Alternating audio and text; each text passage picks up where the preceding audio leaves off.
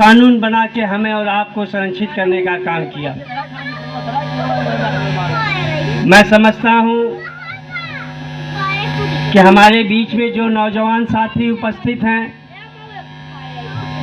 वह जानते हैं कि बाबा साहेब ने हम सबको यही शिक्षा दिया कि सब लोग शिक्षित बने, संगठित बने और संघर्ष करें। संघर्ष हम सबको आगे ले जाने के लिए करना है। जो भी आज सत्ता में बैठे हुए लोग हैं, उन्होंने बाबा साहेब के विचारों को खत्म करने का जो भी कुछ प्रयास किया, हमारे आपके अधिकार को छीनने का जो प्रयास किया, उसके खिलाफ हमें और आपको संघर्ष करना पड़ेगा। मैं समझता हूं कि आप जानते होंगे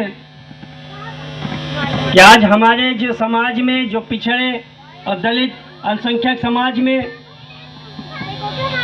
जो परिवार तरक्की किया है, उसके पीछे कहीं न कहीं शिक्षा का ही हाथ है। जो लोग शिक्षित हुए वही लोग आगे बढ़ पाए। और अगर सत्ता में बैठे लोग हमें और आपको शिक्षा से वंचित करना चाहते हैं, तो हमें आपको संघर्ष करना होगा।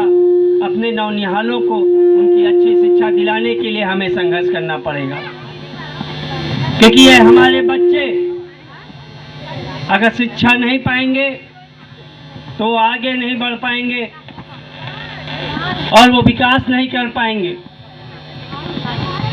तो इसलिए हम सबको बाबा साहेब के बताए हुए रास्ते पे चलते हुए आगे बढ़ना है, एक दूसरे का सम्मान करते हुए। मुझे ये कहने में कतई गुरेज नहीं है कि बाबा साहब ने जो एक शिक्षा दी, उसमें जितनी शिक्षाएं दी, उसमें से एक ये भी है कि हम सबको अपनी माताओं बहनों का सम्मान देना चाहिए। उनके भी अपने अधिकार हैं, उनके भी अधिकारों का हमें सम्मान करना चाहिए। और एक समतामूलक समाज की स्थापना तभी हो सकती है जब हम आपस में किसी भी प्रकार का भेदभाव और नफरत नहीं करेंगे। हम सब लोग एक साथ संगठित होकर बाबा साहेब के भारत का निर्माण करने के लिए आगे बढ़ेंगे। मैं आप सभी लोगों से अनुरोध करूंगा कि हम सबको आपस में एक दूसरे को जागरूक बनाए रखने की आवश्यकता है, क्योंकि समाज में ऐसे बहुत सारे लोग हैं जो हमारे और आपके बीच में नफरत फैलाना चाहते हैं, भेदभाव फैलाना चाहते हैं, कभी जात के नाम पे, कभी धन के नाम पे।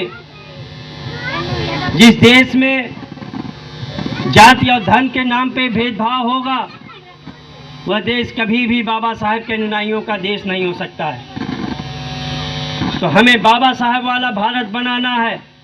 वह भारत बनाना है जिसमें अगर सत्ता में बैठे लोगों के पास अपने अधिकार हैं, तो गांव की झोपड़ी में रहने वाले सबसे गरीब आदमी के पास भी उसके अधिकार होने चाहिए। और अगर सरकार उसके अधिकार से वंचित करती है, तो हमें आपको संघर्ष करके उसके अधिकारों को दिलाना होगा। इसी के साथ ही मैं अपनी वाणी को विराम देता हूं और मैं चाहूँगा कि आज हम सब लोग साथ में यहाँ पे एकजुट हुए हैं, तो एक मोमबत्ती जलाएंगे बाबा साहेब की याद में, यह दिखाने के लिए, जताने के लिए कि आज भी हमारे दिलों में बाबा साहेब की जो याद की ज्वाला है वो धड़क रही है। जय हिंद, जय भीम, जय समाजवाद।